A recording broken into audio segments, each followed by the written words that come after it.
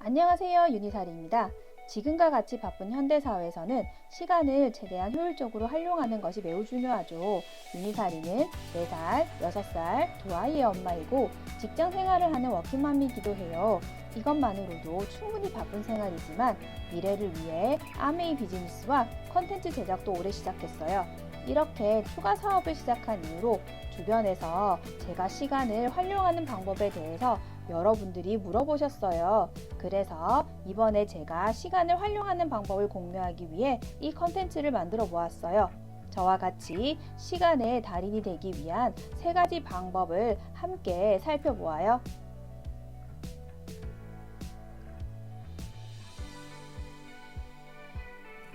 생산적인 시간 관리의 첫 번째 단계는 목표 설정과 우선순위 관리입니다.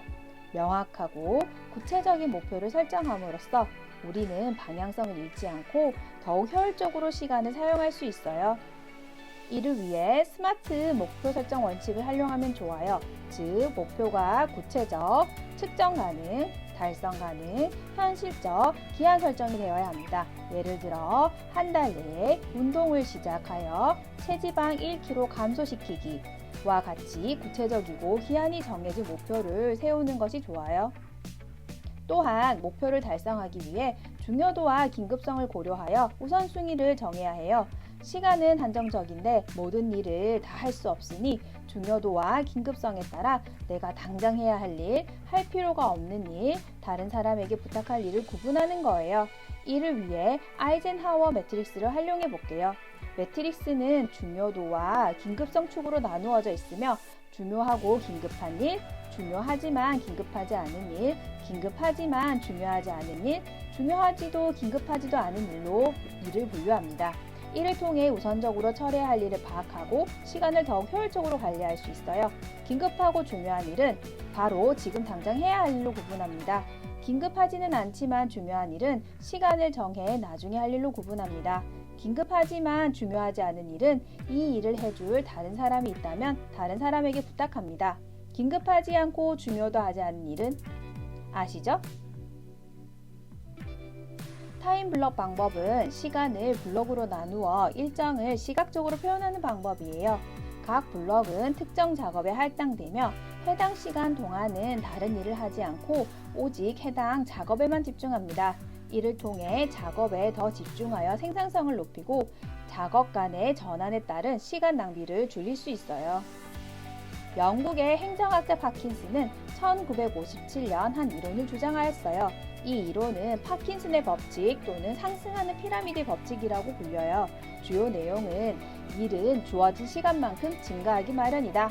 즉, 이는 일을 마치기까지 필요 이상으로 긴 시간이 걸린다거나 일을 미루다가 마지막 순간에야 작업을 마친다는 뜻이에요. 미리미리 시간을 잘 배분해서 일을 해놓는다면 이렇게 시간을 허비할 필요가 없겠죠? 타임 블로킹을 위한 몇 가지 요소가 있어요. 첫째, 아침에 일어나거나 또는 회사에 출근하신다면 당일에 할 일을 먼저 확인합니다. 윤희살이는 출근하면 아웃룩 일정을 열어서 회사 미팅 등 일정을 먼저 확인해요. 그런 다음 오전에 할 일, 오후에 할 일을 머릿속으로 그린 뒤 업무를 진행해요. 둘째, 언제 가장 생산성이 높은지를 확인합니다. 윤희살이는 오후, 저녁보다는 오전이 더 생산성이 높아요. 그래서 될 수 있으면 복잡한 일은 오전에 처리를 합니다. 셋째, 가능한 비슷한 일은 그룹으로 묶습니다. 예를 들어 바깥에 볼 일이 있다면 묶어서 한꺼번에 처리를 하는 게 여러 번 나가는 것보다 시간 효율이 더 높겠죠? 넷째, 필요에 따라 조정합니다. 처음부터 완벽한 일정을 짤 수는 없어요. 한번 짜서 해보고 그게 본인에게 맞지 않으면 조정을 하면 됩니다. 처음부터 완벽한 것도 없지만 처음부터 안 되는 것도 없어요. 이렇게 타임 블로킹을 진행을 하게 되면 시간을 효율적으로 쓸 수 있고 피로 관리에도 도움이 돼요. 사람이 끊임없이 일을 하기 위해서는 적절한 휴식이 필요해요. 짧은 휴식이라도 몸과 마음을 휴식시키고 재충전하는 것이 생산성 유지에 도움이 됩니다. 디지털 시대에서는 디지털 습관의 개선이 필수적입니다. 스마트폰과 인터넷은 우리에게 많은 편의를 제공하지만 동시에 시간을 많이 소비하는 원인이 됩니다. 또한 전문가들은 디지털 기술의 과도한 사용이 웰빙에 중요한 수면, 운동, 사교활동 등에 필요한 시간을 빼앗을 수 있다고 경고합니다.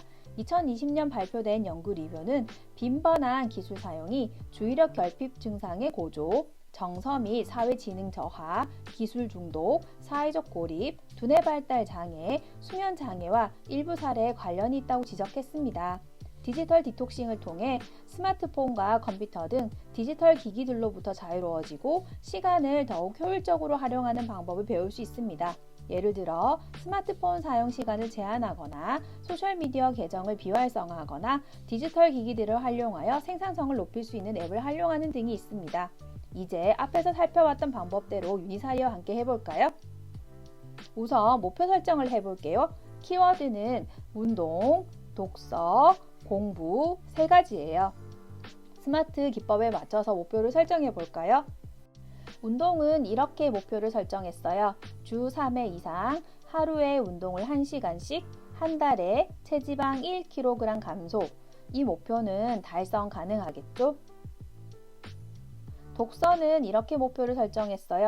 주 6회 하루에 15분 독서를 해서 한 달에 책을 최소한 한 권 읽자. 이 목표도 달성 가능하겠죠? 공부는 이렇게 목표를 설정했어요. 주 6회 하루에 30분 필사나 공부를 해서 한 달에 최소 한 번은 공유하는 영상을 만들자. 이 목표도 달성 가능할 것 같은데 어떠세요? 이제 다음은 우선순위를 결정해야겠죠? 우선순위를 정하기 위해서는 우선 제가 어떤 일들을 하루에 하는지 적어 볼게요. 아침부터 시작하면 일어나서 출근 준비를 해요. 그리고 약 1시간 운전을 해서 출근해서 근무를 하고요. 싸간 도시락으로 점심을 먹고 난 뒤 산책을 해요. 그리고 오후 근무 후 약 1시간 운전을 하고 집에 와서 가족들과 저녁을 챙겨 먹은 뒤 집안일을 하고 아이들 다음날 등원 준비를 미리 해놔요. 그리고 이 일정 중 잠깐 틈이 생길 때 웹소설을 읽거나 폰게임을 해요. 여기에 저희 목표를 넣으면 운동 1시간, 독서 15분, 공부 30분이 추가로 들어가야 해요. 들어갈 틈이 없어 보이죠? 하지만 아이젠하워 매트릭스에 따라 우선순위를 정하게 되면 다 틈이 생기더라고요. 출퇴근 및 회사 근무는 중요하고 긴급한 일에 넣을게요. 그러면 긴급하지 않지만 중요한 일은 어떤 게 있을까요? 제 일정 중에서는 점심 산책이 될 것 같아요. 휴식 및 건강을 위해서 점심 산책이 중요하긴 하지만 비가 많이 온다거나 너무 더울 때는 오히려 휴식과 건강을 해칠 수 있으니 그런 날은 이 시간을 공부나 독서에 쓸 수 있을 것 같아요. 그러면 긴급하지만 중요하지 않은 일은 어떤 게 있을까요? 저는 집안일을 여기에 넣을게요. 집안일은 매일매일 꼭 해야 하지만 저에게는 그렇게 중요하지 않아요. 이렇게 긴급하지만 중요하지 않은 일은 다른 사람에게 부탁할 수 있으면 하면 좋겠죠? 저는 그래서 집안일 중 일부를 저희 신랑에게 부탁했고 나머지를 제가 하고 있어요. 이렇게 집안일을 다른 사람에게 부탁하면 하루에 짧게는 30분, 길게는 2시간의 여유 시간을 가질 수 있어요. 이제는 긴급하지도 않고 중요하지도 않은 일을 채워볼게요. 뭐가 있을까요? 저에게는 폰을 가지고 노는 시간이 될 것 같아요. 짧게는 30분, 길게는 2시간. 이 시간을 아이들과 놀거나 책 읽기 공부에 쓸 수 있을 것 같아요. 이제 첫 번째 단계인 목표 설정과 우선순위 정하기를 했어요. 다음 단계인 타임 블록과 피로 관리로 한번 가볼게요. 타임 블로깅의 첫 번째 단계는 할 일을 확인하는 거예요. 그건 아까 우선순위와 목표 설정돼 있죠? 두 번째는 가장 생산성이 높은 시간대를 확인하는 거예요. 유니사리는 저녁보다는 아침에 더 효율이 높아요. 유니사리는 아침에 일찍 일어날 수는 있어도 늦게 자는 건 못하겠더라고요. 세 번째로 할 일은 비슷한 일을 그룹으로 묶는 거예요. 오전과 오후로 나누어서 비슷한 일을 묶어볼게요. 우선 아이들이 잠을 자서 혼자만의 시간을 많이 낼 수 있는 아침에 운동을 넣을게요. 운동을 하고 씻고 출근하면 딱 좋겠죠? 회사 일을 하고 퇴근을 한 다음에 아이들을 챙기면서 집안일과 다음날 등원 준비를 같이 하는 걸로 묶으면 좋을 것 같아요. 그런 다음 공부와 독서를 같이 묶으면 시너지 효과가 있을 것 같아요. 어떠세요? 여기에서 조절 가능한 시간은 점심시간. 빡빡한 일정이지만 이 시간을 잘 활용해서 피로관리를 하려고 해요. 날씨가 좋으면 이 시간 동안 산책을 하며 릴렉스를 하고, 날씨가 굿을 때는 공부나 독서할 것을 챙겨가서 점심시간 동안 한다면 저녁에 조금 쉴 수 있는 시간이 생기겠죠? 혹시 뭐가 없어졌는지 보이시나요? 폰을 가지고 노는 시간이 없어졌죠? 이렇게 폰이나 TV 등을 장시간 사용하는 것을 중단하고 정상적인 일상을 되찾는 실천을 디지털 디톡스라고 해요. 디지털 디톡스는 어떤 점이 좋을까요? 첫째, 여유 시간이 생겨요. 디지털 디톡스 전에는 해야 할 일을 미루곤 해서 시간에 쫓겼다면 디톡스 후에는 디지털 기기를 보지 않으니 그 시간에 할 일을 마무리 지으면서 여유 시간이 생기는 거죠. 둘째, 그 여유 시간으로 취미 생활을 하거나 세컨잡을 가질 수 있게 되어요. 여러분은 하루에 한두 시간 여유 시간이 생기면 어떤 일을 해보고 싶으신가요? 유니사리는 그 시간을 컨텐츠 제작에 쓰고 있어요. 인스타 게시물도 만들고 유튜브도 만들고 있어요. 그리고 아이들과 시간을 같이 보내고 있기도 하고요.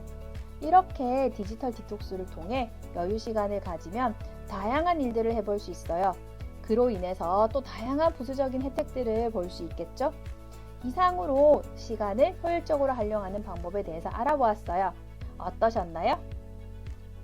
그리고 혹시나 디지털 중독인지 여부를 확인하고 싶으시다면 더보기란에 있는 테스트를 한번 진행해 보세요. 진행해 보시고 결과 댓글로 공유 부탁드립니다.